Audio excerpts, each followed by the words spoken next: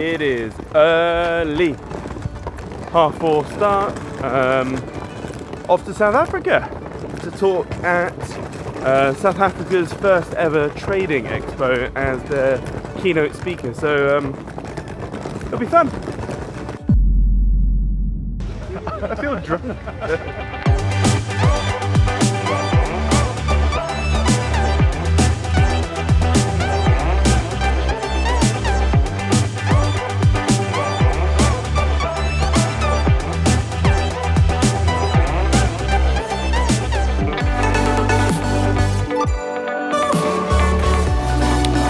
My bag always gets stopped at customs.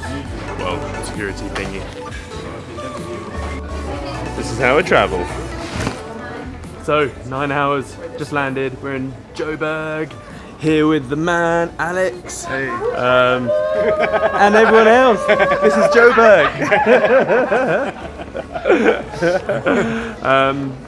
Yeah, so just waiting for the bags now. And we'll be getting an Uber to the Maslow Hotel. Super excited. We got a radio interview tomorrow afternoon. Yeah, should be fun. Here we are. Ooh, fancy. Yeah, nice hotel room with a see-through bathroom. Lucky I'm on my own. But yeah, it's quite fun being flown around the world and put up in nice 5-star hotels.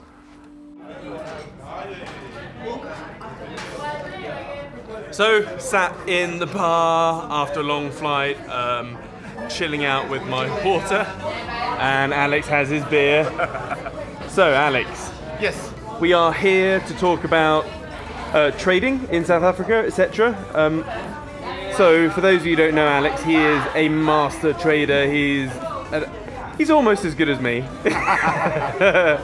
So for someone who's looking to get into the markets, what is your number one tip, your number one piece of advice for someone who doesn't know anything about trading or the markets but wants to get involved? What would you say, Alex? Oh, other than obviously come to us at the Realistic Trader Investor Starting.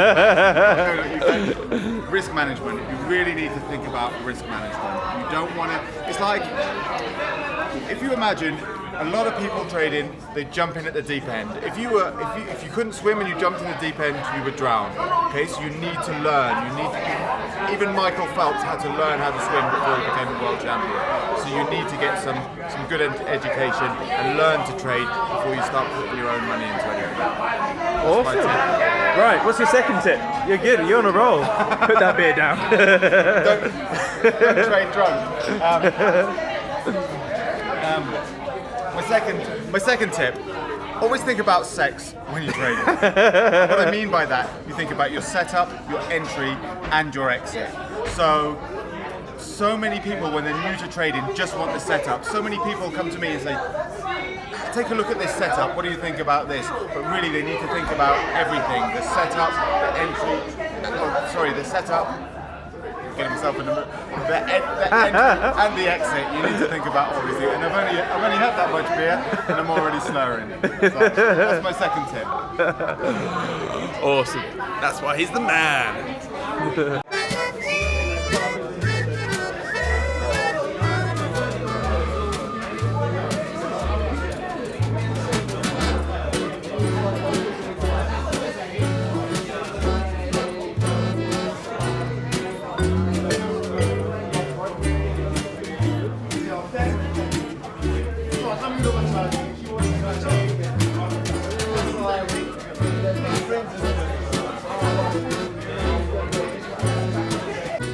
Oh yeah, baby. You look so surprised. This is video. Oh, you're not posting that bloody thing, are you? Hey, so yeah, this is South Africa. The sun is amazing, and I don't give a shit what people talk about South Africa or Joburg. It's a beautiful country. Everyone that we've met so far has been really, really friendly. From the taxi driver, like everyone we met. So yeah, I think it's it's all about one's RAS, so your reticular activating system, and basically this is like your mind's filter. So it's very similar to when you buy a car. So you go and buy a new car, and then basically every other car that you see on the road is that bloody car you've just bought. And it's only because your RAS, it has basically is filtering that new car. Not exactly the best explanation of the RAS, but it's the same with positivity and negativity. If you have like a negative outlook on life in general, guess what? You're going to go places, even beautiful, lovely places, and see the bad in everything. Whereas if you have a positive outlook and stuff, you tend to see the good things. And I mean, my wife Ellie always says that I see the upside in everything, and hey, I like it that way. So yeah, I'm really enjoying South Africa, and I think it's good. We're gonna it's quite funny. We're at the Maslow at the moment in Joburg, and it's right opposite the South African Stock Exchange. So we're gonna try and have a little mosey over there and see what trouble we can get up to. There's something else as well. So there's this whole myth that you can retire and then work on a beach, in the sun on your laptop, etc. Well, I'd like to say that's absolute bollocks. The main reason being is that, like, if you are on the beach, like, the sun glare is ridiculous, so you won't see the laptop screen at all, and most likely there's not going to be any Wi-Fi. So yeah, that's my little 2 cents.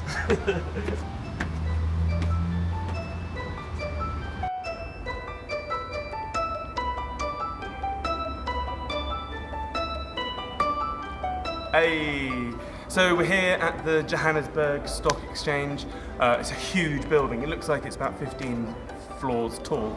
And the thing is, when most people think of stock exchanges, they think of those big old trading floors with men in funny coloured jackets waving and shouting paper at each other, etc. But that's a bit of a relic now. With the sort of rise of the internet and machines, etc., most exchanges, very similar to this, it's just a massive building full of offices, and the traders are at computer terminals. So yeah, that's it. It's a bit of an anticlimax, really. I mean, we've got a bull and a bear over there. There's no exchange I've been to where there isn't a bull or a bear of some sort. And yeah, I quite fancy an ice cream now. If there was going to be a bank that's going to go bust at some point over the next few years, it's this one here.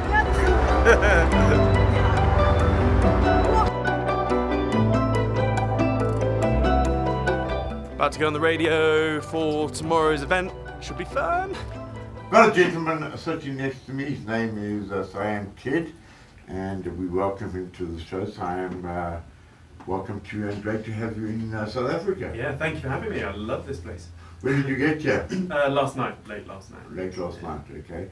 And you're from the UK? Yep, born and bred. Where about? Norwich. It's about 2 hours north of London. London. But yeah. Okay, yeah, fantastic. What brings you here?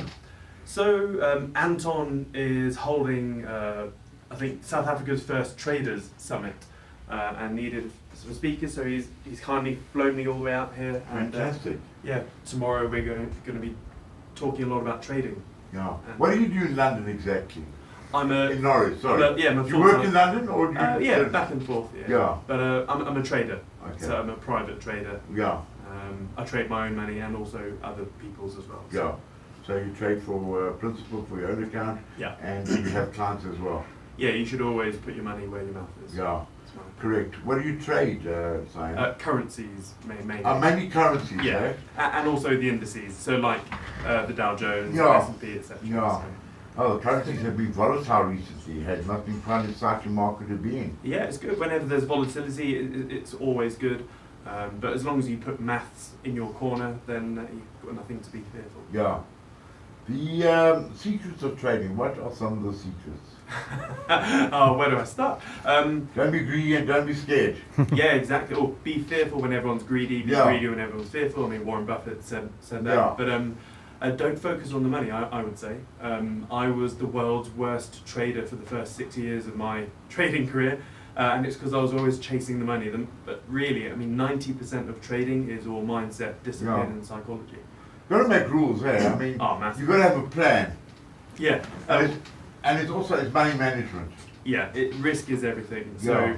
So I'm very risk averse. So every trade I place, I only risk 0.25% of my total capital per trade. So yeah. So if you had, I don't know, a 100 rand account, and it's quite a small account, I'd only risk 25 cents on a trade. Yeah, that is quite conservative. Yeah, but that way you will never blow your account. Yeah. You'll never have a 10% drawdown. Yeah. And the thing is, if you have, say, if you halve your account, that's pushed you back maybe 4 years, 5 years. If you push yourself back 10%, that's pushed you back, well, 6 to 12 months. Yeah. So I make sure there is a 0% chance of having a 10% drawdown in any 10-year given period. So. What are you going to tell South Africans tomorrow? Basically, because the risk or the barrier to entry to becoming a trader is so low barrier, it's one of the easiest ways to lose money. If you treat trading like a get-rich-quick scheme, you will lose money. It will be a get-poorer-quicker scheme. So you need to treat it very carefully.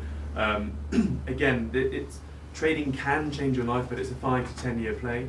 And even if you're not interested in trading, it's very important because statistically speaking, every 6 to 8 years we have a global market crash.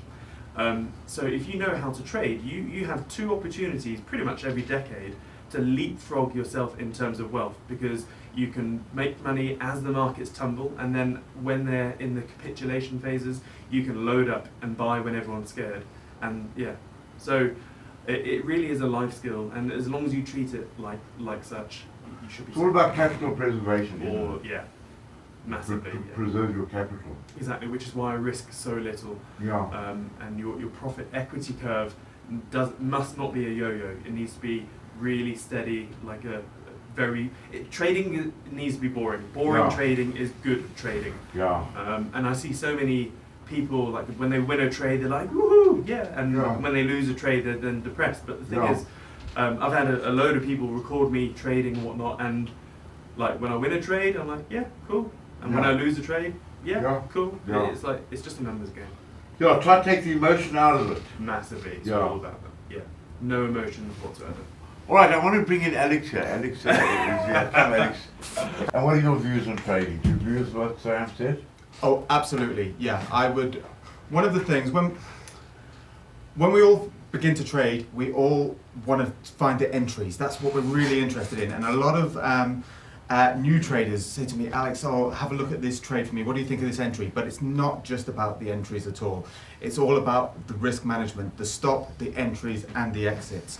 So it's very important to be aware of that. The money's made with the exits, not the entries.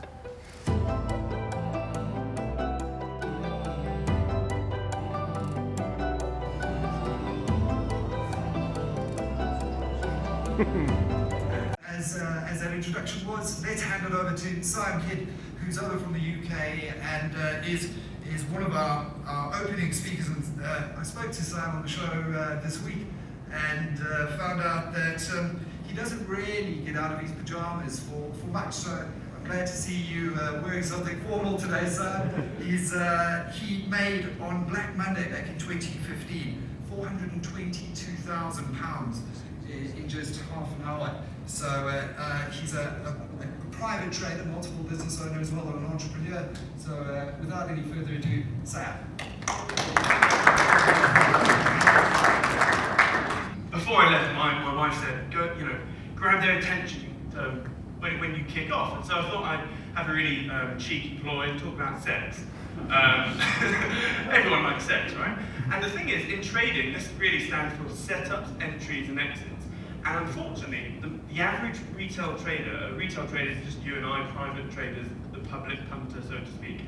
That's all people focus on. They're like, right, you've got to get in at the best point, get out at the best point, etc. And because of that, that's all people focus on. And so there's a term called strategy hopping, where you end up going from one strategy to the next, etc. And you never really find some core stats, etc. On the first fund that I had, my sort of the fund facilitator, because I only place maybe one trade a week, I'm very boring when it comes to trading, and almost on a weekly basis. They're like, come on, Simon, you must have more trades up your sleeve. You're like, no, I'm not going to force any trades. So here we are. It's late. I am knackered. And we've got like 15 hours of flying ahead of us. So yeah, completely forgot to talk about the trading summit the other day. It was just so hectic. There are some really top speakers at the event, and yeah, looking forward to it. The people here in South Africa are so friendly. Good evening, ladies and gentlemen. We now invite all customers seated in zone 4. The other customers are requested to remain seated. Thank you.